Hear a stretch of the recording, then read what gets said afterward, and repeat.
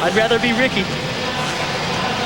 We'll see if you're right as the cameras zoom in on 4 and number 1. We are set for round number 5 of 250 action. Jeremy McGrath gets the lead, and Carmichael has a difficult start. Jeremy McGrath securing the lead, and right there behind him is number 23 Nick Way and Ezra Lusk. Kevin Windham in fourth. This might be a little bit of a peek into the future of this series. McGrath does what he has to do when he has to do it. This is huge. Look at Carmichael, buried in the pack.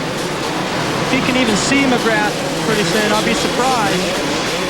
By the time he can get into second, Jeremy should be gone. He's in ninth, similar to how Jeremy had to react last week. Yep. Yeah, roles reverse. See how Ricky can handle this. Fastest guy doesn't always win. So after the first lap, it's Jeremy McGrath coming across first. Ezra Lusk, Kevin Windham battling it out with Nick Way. He wins that battle. Robbie Raynard, number 17, is next on the list. David Villeman, Ron Cotta, and then Ricky Carmichael in 8th. Check out Windham, though. He rode really fast in the heat race, and he's coming from behind right now, so nerves shouldn't be a problem. He'll be able to apply the pressure. The more slippery the track is, the better for him. That could be the key, the condition of the track, as we go through a 20-lap main event. This is where Ricky's got to be real careful. He can clip one of these guys' back tires or misjudge what they're going to do and ruin his whole main event. He looked on the other side of the track to see where Jeremy McGrath was, and Ricky Carmichael is on the move. Coming off that big triple, what a shot. Well, you know Jeremy's out front right now going, yeah, okay, if I can stay out here and Ricky can't get into second, that's big points that he might not be able to make back up. But that's what Ricky was thinking last week, and Jeremy still got up to second. Jeremy McGrath holding that lead by 1.1 seconds, as you see there. Beautiful block pass Ricky put on Villeman right there. He's getting through the pack. The next guy in his sights is Nick Way, who's not up to the challenge, I don't think, in the pace of Carmichael. He should be able to pick him off. Then his next guy would be Windham. This is not like a heat race with just a very few laps.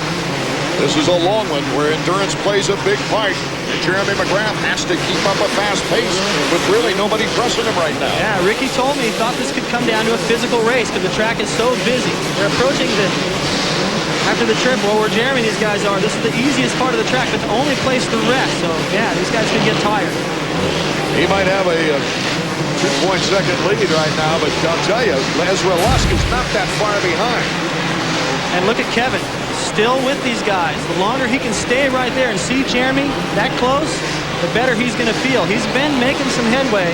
He's getting in better shape. He's working with a new guy. And he's disappointed with his results more than you know. He really wants to get up there and prove that he can run with these guys. He needs it for his own confidence and to show everybody, hey, I'm not out there just riding around. I care about this. Ezra Lusk is picking up some room on Jeremy McGrath, the leader.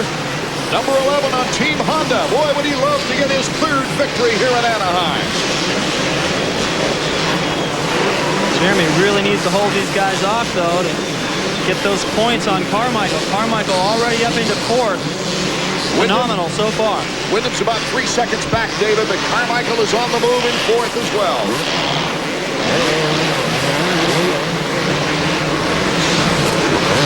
Well, just like turning the tables from last week in Phoenix. I think Jeremy knew that. He seemed in some interviews and watching him a little bit, he seemed to be a little bit bothered by all the people talking about how great Ricky is. He's going, come on, he's won 2 races. I've won 72. Incredible lap just put in by Ricky Carmichael. 55.4. That's the fastest lap so far. He's going to need to keep putting those in to catch this pack. And he's going to use a lot of energy doing that. So when he gets up there, passing him will be a different story if he's got anything left.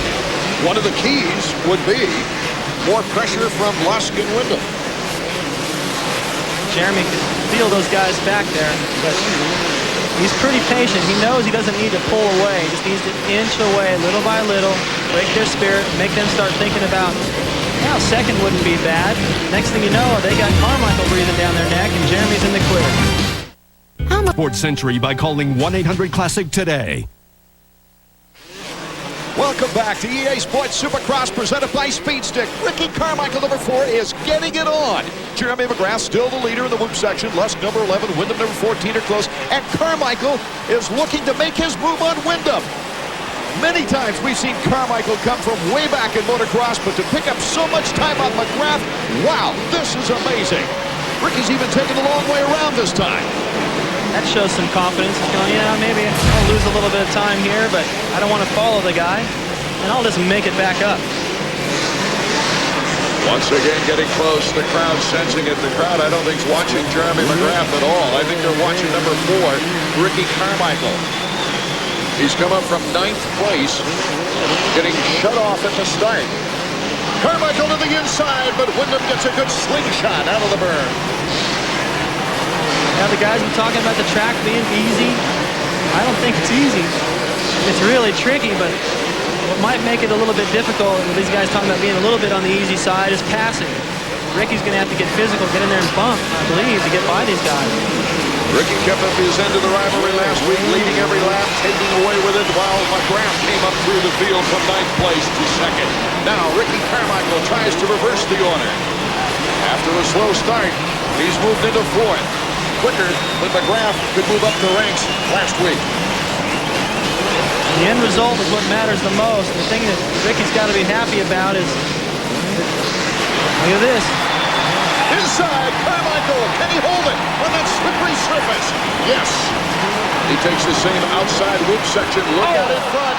Lusk goes down. Ricky gets around him. Unbelievable. Lusk got another bad break. He was trying to do a little something different around that left rider. Look at him. He's just dazed going, come on.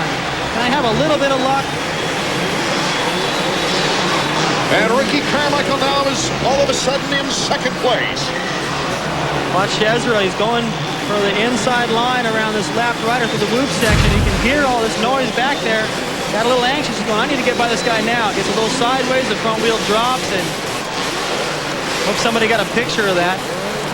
They were trying to get around Sebastian Waugh. That's the perfect endo. He landed right on that Scott Tuck block, so that was a nice kind of cushion the blow. The bike didn't help out much. Good thing for helmets. Great helmets this day and age. And Ricky Carmichael in 2nd. 4.1 seconds back. Now the last lap, though, Art, this is where Jeremy, he knows what's going on back there. He doesn't want to give this race up. If he loses this race to Carmichael, in my opinion, that's a huge statement. Should be a real problem for him in the races to come. And the last lap, Jeremy went 55.6, Carmichael 57.7. So maybe Ricky, that was a good run to get to here, but getting by Jeremy is another story. The points lead has never been more than 3 separating these two riders. Let's go to Davey. Hey, check it out, you guys. This is Ezra Lusk's back wheel. Yogi's okay. He's actually standing next to me, but check it out. His chain snapped. That's what he says sent him over the handlebars. You don't see a DNF like that very often. Certainly not at that speed in the whoop. Terrible break for Ezra Lusk in the Honda. That's the worst break I saw for Ezra since he got involved with the hay bale cover that one time. Tough box cover. I don't know what's going on. Something's weird over there because Ezra just seems to find bad luck, or it finds him. 9 laps to go. We're less than halfway through our main event in round number 5. Tied in points coming into the race, Jeremy McGrath and Ricky Carmichael. Jeremy McGrath trying to uphold his end of this back and forth winning battle every other week and regain a 3-point lead. He needs this win. I believe he really needs this win. He knows how important it is. Ricky at this point can say, well, 2nd's not bad. You know, he can be just as happy as Jeremy was last week going, man, that could have been a disaster. 2nd's not bad. A 4-second lead for McGrath. Back to Davey. Ezra, first of all, are you all right? Totally fine. I'm once again pretty lucky with the crash that I had, but we just had a problem with the rear wheel going through the woods, locked up, and sent me for a ride. You think that was what caused it? Did the chain snap before the crash? Oh yeah, it broke when I was going through the woods because my rear wheel totally locked up and I just went straight over the bars. So. Whoa, what a big break for Ezra that he wasn't hurt after having to sit out the entire season last year. What is it, that black cloud over Honda? Carmichael turning better laps than Jeremy. We'll be right back with more 250 action from Anaheim in a moment. Welcome back to Anaheim, Edison International Field. EA Sports Supercross presented by Speedstick. Number 1, Jeremy McGrath trying to make his way through the lappers. Ricky Carmichael only 2.1 seconds behind and still closing. Ricky Carmichael's going to make a race of this yet, with still 5 laps to go in Anaheim. I don't even know how Carmichael's doing this. I'm the analyst. I'm supposed to know this guy is getting away with murder. He's so on the edge. As the bike is just landing in the right spot, and he's not letting go of the throttle. And Jeremy's got to feel it now. Everywhere they go around the stadium, it's like the wave. These people can sense something. This is not over. What's it like down on the track, Davey? I tell you, everyone in the mechanics area is watching Carmichael. He's going through the whoops. You can tell he's just giving himself over to the bike. David, you're trying to figure out he's going faster. He's just completely going for it. He's going to crash or he's going to win. You can see it in his eyes when he comes around. Well, he certainly has proved he's in this rivalry to stay, and he's bouncing through those whoops. Jeremy McGrath is going to have a fight on his hands with 4 laps to go. All right, let me tell you. Oh, McGrath couldn't do the triple. Did not do the triple. Here comes Carmichael, takes the lead. Incredible. Jean-Sebastian Roy. It's bar to bar. McGrath takes it back again. That was so important for McGrath to get him right back. The crowd is going nuts. Everybody's on their feet. Bar to bar we go again. Carmichael back and forth we go. Will we have another classic battle here in Anaheim? One we'll remember for years and years, as Ricky Carmichael now has a 1-count lead before McGrath comes battling by. And look at Wyndham. He's still in there. One of the most significant passers away from the leader so far was LaRocco passing McGrath after Ricky took the lead in one race. And there's Skip Norfolk, the very concerned mechanic of Jeremy McGrath. Skip's got to be going, what is going on? It's not like McGrath is riding poorly. Jeremy McGrath tries the inside. Ferry gets out of the way. Barely. Carmichael, McGrath, Wyndham, 1, 2, 3 with LaRocco in 4th. Brancata in 5th, and Tortelli has moved up to 6th, but all eyes are on number 4 and number 1. I'm going to date myself here a little bit, but I haven't seen anything like this ever since Bob Hanna. Hanna used to do this kind of stuff, get away with murder, ride over his head, it would appear, and get away with it. Put on rides like this, but I haven't seen it in over 15 years. Carmichael is unbelievable right now. He's pulled away to a 2-second lead on the last lap. We've only got a couple of laps left in this race. Oh, and this set the tone.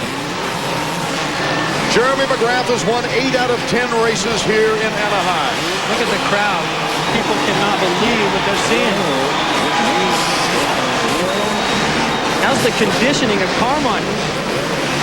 Come on. The guy had to work so hard to get to second, and then he turned it up another notch. We said it was going to be an exciting season, but I wasn't sure it was going to be this exciting. Last lap, the white flag is waving for Carmichael. Focus! Keep your pace, the board says, as Carmichael goes through the mechanics area into the whoop section. Essential that he stay mistake-free because McGrath is still within striking distance. 2.3 seconds behind on the last lap. They did their homework over there at Kawasaki. I kept going over there to talk to them, and I couldn't because they were all huddled around the bike, changing the shock, back and forth, back and forth. They got a tire that no one else can get their hands on, and it seems to be paying off. Could this be the first time that a Cowie rider has won back-to-back Supercrosses since Jeff Ward in 1987?